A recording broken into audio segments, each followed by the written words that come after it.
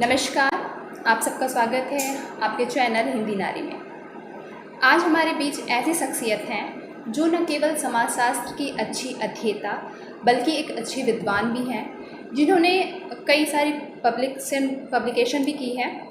International और national स्तर पर इनकी कई सारी किताबें निकली हैं और ये बल्कि निजी तौर पर भी कई सामाजिक संस्थानों से, सामाजिक कार्यों से लगातार जुड़ी रही हैं। कई सारे एनजीओ में इन्होंने काम किया है और पदाधिकारी पद पर भी ये कई सारे एनजीओ में रही हैं। हम आज मिलते हैं हमारी प्राचार्य डॉक्टर सुनीता कुमारी, प्राचार्य NSN PG कॉलेज लखनऊ से। स्वागत है मैम आपका हमारे चैनल में। So much, thank you. और हम सभी अपने दर्शकों को बधाई भी दे देते हैं कि स्वतंत्रता दिवस के उपलक्ष्य पर आप सबको बहुत हार्दिक शुभेच्छा। बिल्कुल, आप सभी को इस स्वतंत्रता दिवस के शुभ अवसर पर बहुत बहुत हार्दिक शुभकामनाएं।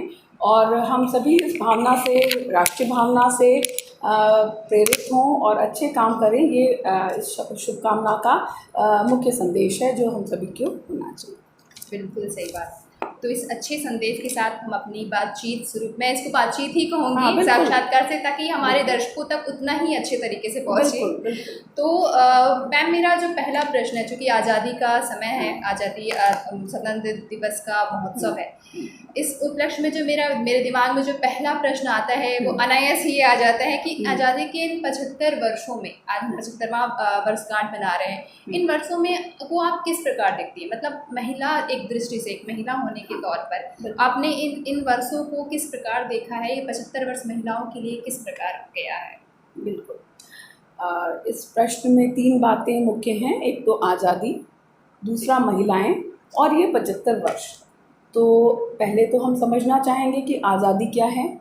क्या आज़ादी सिर्फ जो एक नए युवा पीढ़ी के लिए जो आज़ादी का अर्थ है, क्या वही एक आज़ादी है, या एक महिला या किसी भी व्यक्ति के लिए हम बात करें तो एक जो निर्णय लेने की क्षमता है, उसमें एक लीडरशिप की भावना है, वो सामाजिक स्तर पर, आर्थिक स्तर पर, राजनीतिक स्तर पर, किसी भी जहाँ पर भी वो है, वो घर परिवार में है, क्या वो निर्णय ले पा रही है, क्या वो डिसीजन मेकिंग में उसका एक कोई रोल इम्पॉर्टेंट है?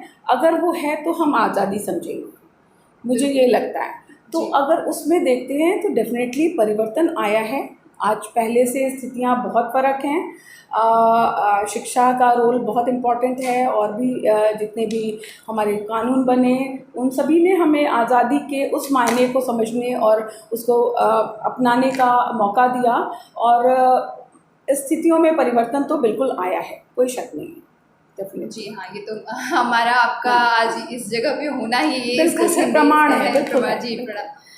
तो इसी से जुड़ा ही मेरा अगला प्रश्न है कि महिलाओं की जो सामाजिक और राजनीतिक, हमने बात कर लिया कि हम व्यवहार में हम कैसे हैं, हमें कॉन्स्टिट्यूशन ने, बाबा साहब ने भी हमें बहुत कुछ दिया। तो इसके अगर मैं ऐड करते हुए कहूँ तो महिलाओं की जो राजनीतिक और सामाजिक हस्तक्षेप है, वो उसकी भागीदारी है जो महिलाओं की, तो क्या उससे आप संतुष्ट हैं, या ये लगता है कि नहीं, अभी हमें और मिलना चाहिए था जितना भी पुरुषों को मिला, क्योंकि हम आज़ाद देश हैं और आज़ादी महिला और पुरुष नहीं देखती है। हाँ, तो उससे आप संतुष्ट हैं, या लगता है कि थोड़ा सा और मिलना चाहिए था? हम जहाँ तक बराबरी की बात करें, इक्वालिटी की बात करें, तो कॉन्स्टिट्यूशन ने तो नो डाउट सबको बराबर का राइट दिया। सभी मनुष्य जो हैं वो बराबर हैं, तो उसमें महिला पुरुष की भी बात नहीं आनी चाहिए। लेकिन क्योंकि ये सामाजिक स्थितियों की वजह से ये कंडीशंस आई, और जो सामाजिक पिछड़ापन रहा महिलाओं का, उनके अधिकारों को उनसे वंचित रखा गया, वो सब जो कारण थे, वो धीरे धीरे उसमें परिवर्तन आया है। महिलाओं की अपनी जो चेतना है, उनकी जागरूकता है, शिक्षा ने बहुत बड़ा रोल प्ले किया है इसमें। तो इन सब में परिवर्तन तो लाने का बहुत कोशिश हुई है। लेकिन जहाँ तक संतुष्ट होने की बात है, तो अगर हम डेटा को देखेंगे तो डेटा जो हमारे तथ्य हैं, जो सामाजिक डाटा है, वो हमें संतुष्ट नहीं करता है। हमें उस तरीके से, चाहे वो शिक्षा, लड़कियां बहुत भागीदारी ले रही हैं, आगे बढ़ के उनके जो रिज़ल्ट्स आ रहे हैं वो जनरली हमारी जो युवा पीढ़ी की जो लड़कियां हैं वो बहुत बढ़ के काम कर रही हैं। और रिज़ल्ट्स हमारे लिए उसके सब चीज़ों के प्रमाण हैं, तो हमें देखने को मिलता है कि मेरिट में भी सबसे आगे लड़कियां चल रही हैं। ये सब हम देखते हैं। पर फिर जब हम डाटा की बात करते हैं तो वहाँ पे हम देखते हैं कि कहीं ना कहीं तो पिछड़ा अभी वो स्थितियाँ नहीं हैं और उसके लिए अभी काम करने की ज़रूरत है। समाज को नज़रिया बदलने की ज़रूरत है, परिवारों में नज़रिया बदलने की ज़रूरत है, और शासन और प्रशासन और गवर्नमेंट की तो है ही है। बिल्कुल, डेफिनेटली। मतलब थोड़ा और विश करो। बिल्कुल, और अभी विश रुक नहीं की जाना है। बहुत ज़रूरत है, जी। रुकने की ज़रूरत नहीं है, हमें अभी और आगे और चाहिए। आगे बढ़ना है। बिल्कुल, हाँ। तो मैं आपने अब यहाँ परिवार की भी बात की कि परिवारों को भी बदलने की ज़रूरत है।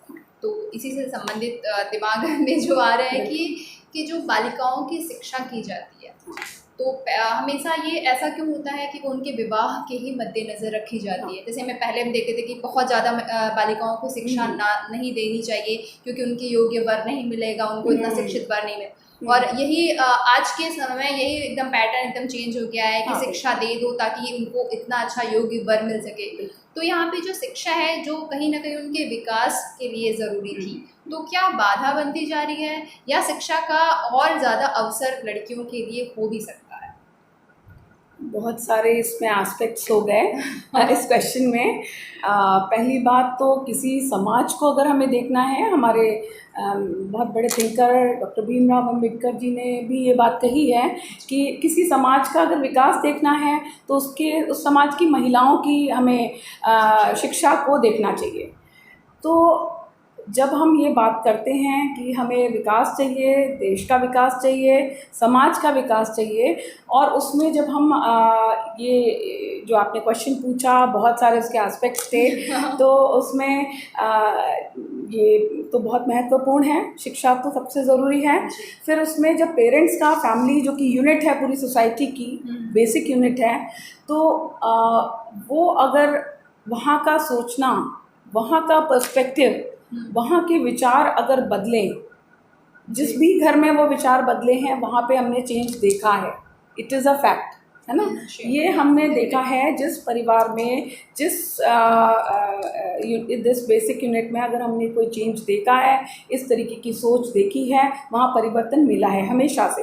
तो बिल्कुल हम कहेंगे कि शिक्षा हाँ सहायक है। बिल्कुल हमें मानसिकता थोड़ी सी बदलने की ज़रूरत है। बिल्कुल बदलनी है, बराबर समझना है। और कहीं ना कहीं लड़कियां, क्योंकि वो एक स्पिरिट होती है, उनमें एक जुझारूपन होता है, तो वो कहीं ना कहीं उनको और आगे ले जाता है। ये हमने देखा है विपरीत परिस्थितियों में और बिल्कुल। आप और हम सभी उसके एग्जाम्पल हैं मेरे ख्याल से। मैं आपको भी जानती हूँ, अपने को भी जानती हूँ, तो हम सभी उस चीज़ों के एग्जाम्पल हैं। आज हम यहाँ पे हैं तो वो इसी विपरीत परिस्थितियों में ही आए हुए हैं। हाँ, बिल्कुल, सबने स्ट्रगल किया और स्ट्रगल करना नहीं छोड़ेंगे। Yes, no, definitely not. इसी यही स्ट्रगल करते करते आज हम औरतें बहुत सारे फील्ड में पहुंच चुकी हैं। कुछ ऐसे भी, लेकिन अभी भी ऐसे वर्जित क्षेत्र रहे हैं जहाँ पे लड़कियाँ या फिर औरतें नहीं हैं, दुर्गम ही हैं। जैसे अभी तक कहा जाता था कि डिफेंस में उतना महिलाएं नहीं जाती हैं, पर अब हम देख रहे हैं कि महिलाएं डिफेंस में भी हैं और लड़ाकू विमान उड़ा रही हैं जिन जिन क्षेत्रों में। अभी भी लेकिन कुछ क्षेत्र ऐसे हैं जहाँ अभी भी कहा जाता है, भले ही वो जा रहे, लेकिन कहा जाता है कि अभी महिलाओं जो बहुत बड़ा तबका ये कहता है कि नहीं, महिलाओं को नहीं जाना चाहिए, उतना सुरक्षित नहीं है उस जगह पर। तो इसमें समाज की जो ये कुरीतियाँ हैं उनकी गलती है, या फिर ये सच में ऐसा है कि महिलाओं का अभी कुछ ऐसा दायरा है कि उस दायरे में ही रहें, या फिर उसको तोड़ने की ज़रूरत है?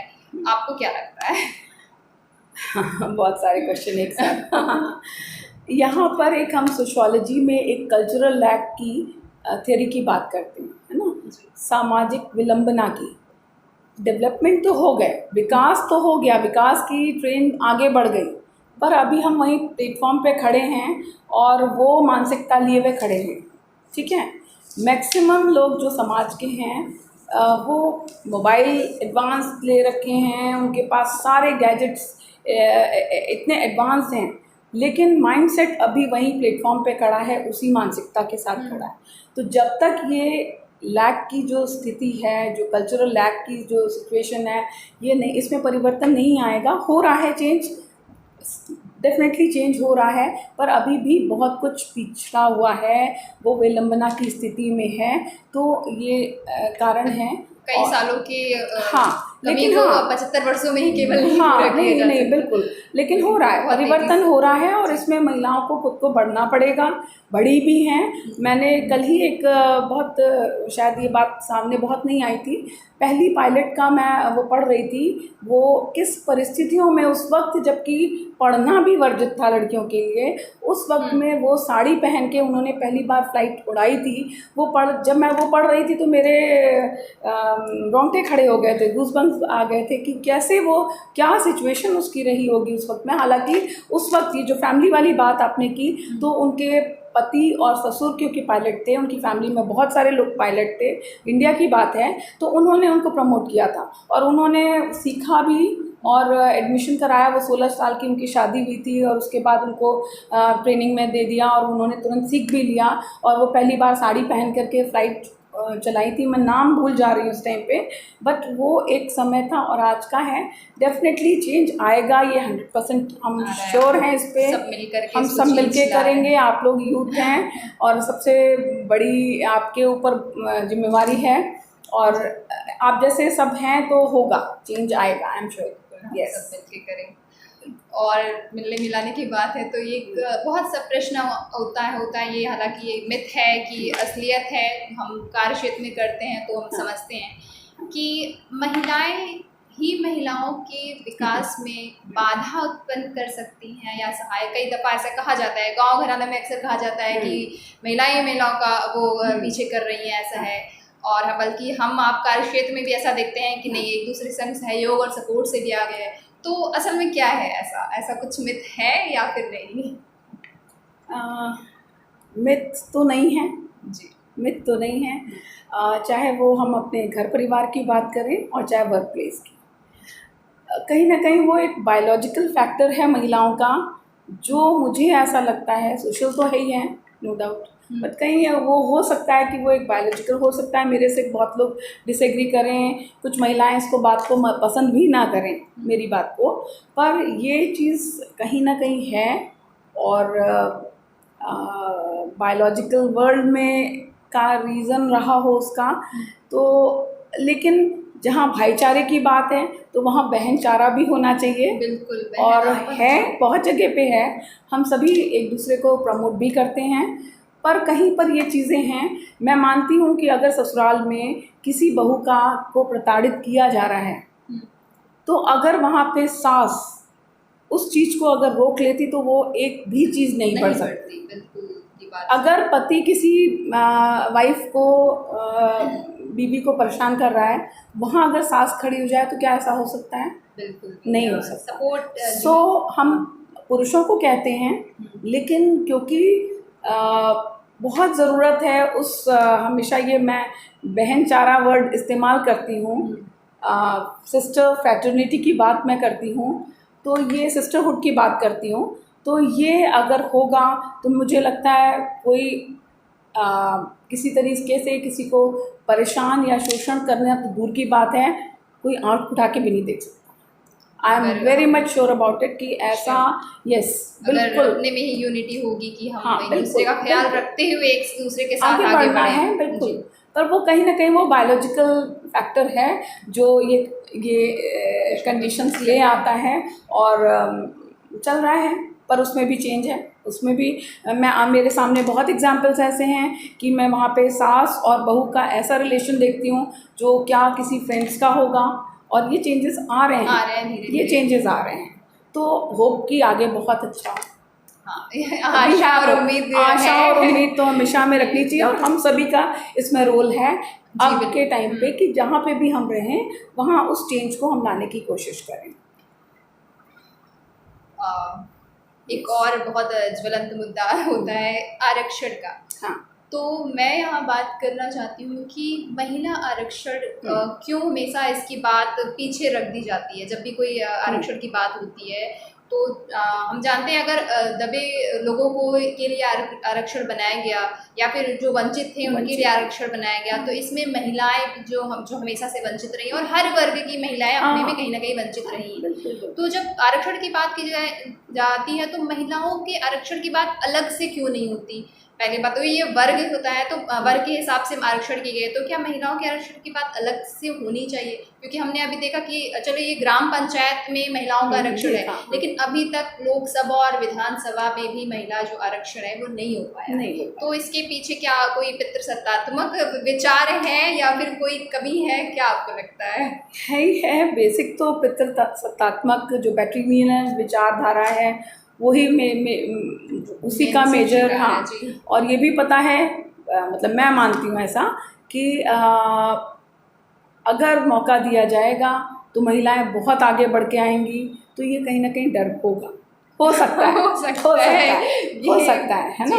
और है, प्रूव किया है, महिलाओं ने प्रूव किया है, कोई शक नहीं। आज कोई फील्ड ऐसा नहीं बचा जिसमें महिलाएं ना हो, लड़कियां ना हो, और जहाँ पे भी हैं बढ़ के हैं, अपने को प्रूव कर रही हैं। तो पॉलिटिकल उसमें आरक्षण का वजह ही दी गई, वही हमें पहले समझना है कि वो वंचितों के लिए, किसी भी सामाजिक, आर्थिक, राजनीतिक किसी भी रूप से जो वंचित थे उनको सपोर्ट देने के लिए किया गया, ताकि वो आगे आकर के अपने साथ दूसरे लोगों को सपोर्ट कर सकें। वजह ही यही रही। तो जो आरक्षण है अगर वो मिलता है और महिलाएं आगे आती हैं, डेटा वाइज मैंने कहा कि पिछड़ी हैं, तो डेटा को अगर हमें कवर करना है, और उससे डेफिनेटली समाज में परिवर्तन आएगा। जब वहाँ पहुँचेंगे तो दूसरे को भी मदद करेंगे, बिल्कुल। तो ये एक होना चाहिए। अगर हमें रिप्रेजेंटेशन सुधारना है, हाँ, तो हमें इस तरह के कॉन्स्टिट्यूशनल वर्क चेंजेस जो हैं वो भी थोड़े बहुत प्रतिनिधित्व मिलना चाहिए, बिल्कुल मिलना चाहिए। चलिए, अब आज आज़ादी की बात हो रही है और मैं ये प्रश्न ना पूछूं तो ये बहुत अधूरा हो जाएगा हमारा आज की बातचीत, कि आज़ादी की लड़ाई में महिलाओं का योगदान हम सब जानते हैं कि बहुत रहा। तो महिलाओं के योगदान को और आज़ादी के परिणाम से मिले महिलाओं को जो मिला उसको आप किस तरह से देखती है? मतलब क्योंकि आज़ादी की लड़ाई में महिलाएं एकदम बढ़ चढ़ के भाग ली, बिल्कुल। तो जब हमें स्वतंत्रता मिली तो उसमें महिलाओं के हाथ क्या लगा?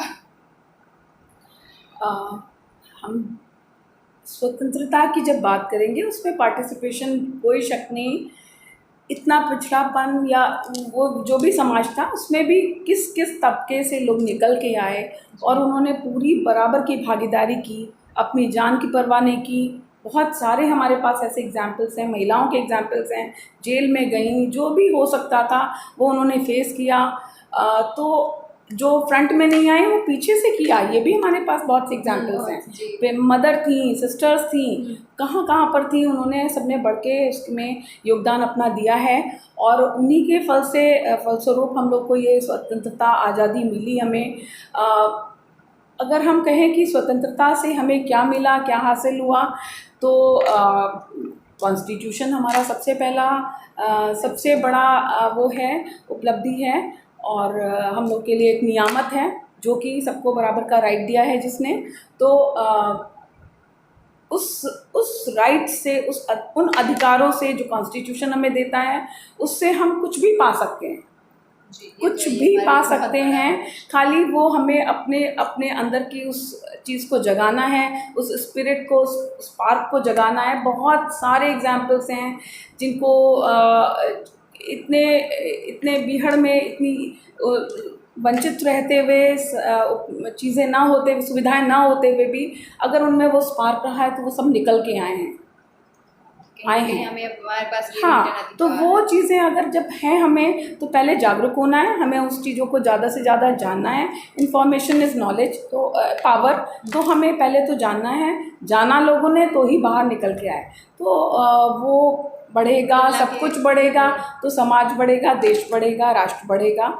और यही मेरा कहना है। आज़ादी ने हमें दिया है, हमें उसका प्रयोग करना भी हमें सीखना होगा, सीख रहे हैं, और उसको सीखना है और सिखाना है। हाँ, बिल्कुल, बहुत अच्छी बात कही कि खुद ही नहीं सीखना है और लोगों को भी सिखाना है। घर में अगर हैं आप, अपने पास पड़ोस में आपके काम वाले हैं, आपके काम वाली महिलाएं जो वर्किंग उस सपोर्ट हैं फैमिलीज़ में, आप उनको अवेयर करिए, उनको जागरूक करिए।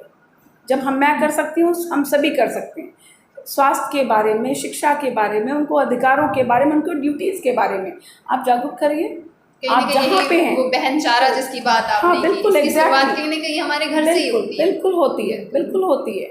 और आपको उसके रिस्पांस में आप सोचेंगे हम इतना क्यों करें, आपको उसके रिस्पांस में मुझे लगता है जो संतुष्टि मिलेगी, जो खुशी मिलेगी, जो रिकग्निशन मिलेगी, उसकी आप सोच नहीं सकते। वो स्पीचलेस है, ऐसे वो ही बात है। स्पीचलेस है, no words for that, definitely. चलिए अब जाते जाते कल, आज और कल महिलाएं, इस पे आप संक्षिप्त में क्या बोलना चाहती हैं कि कल, आज और कल एक कोट है जो मैं हमेशा मतलब मेरे लिए तो वो एक मंत्र की तरह से ही है, winners don't do different things, they do things differently. विजेता कोई अलग काम नहीं करते, पर जो करते हैं वो अलग तरीके से करते हैं। तो आप इस मंत्र को फॉलो करिए, कोई नहीं रोक सकता है, कहीं नहीं रोक सकता है। दिस इज व्हाट, चलिए इसी वर्ड्स, यस, मैसेज के साथ जो भी हमारे दर्शक सुन रहे हैं उन्हें एक बार फिर से हम स्वतंत्रता दिवस की, ये साथ में रक्षाबंधन भी आने वाला है, उन दोनों की बहुत शुभकामनाएं देते हैं। मैम आपकी तरफ से भी सबको शुभकामनाएं, धन्यवाद। और अंतिमा मैडम जिन्होंने ये सब किया, ये बहुत अच्छा इनिशिएटिव है। छोटा छोटा चीज़ें मैसेज पहुंचेंगी लोगों तक, कोई इसी में से एक बात तो अपने पास ले सकता है और उसकी ज़िंदगी बदल सकती है। तो ये इनिशिएटिव बहुत अच्छा है, मैं हूँ कोई और हो, सबके लिए thank you so much. Thank you so much.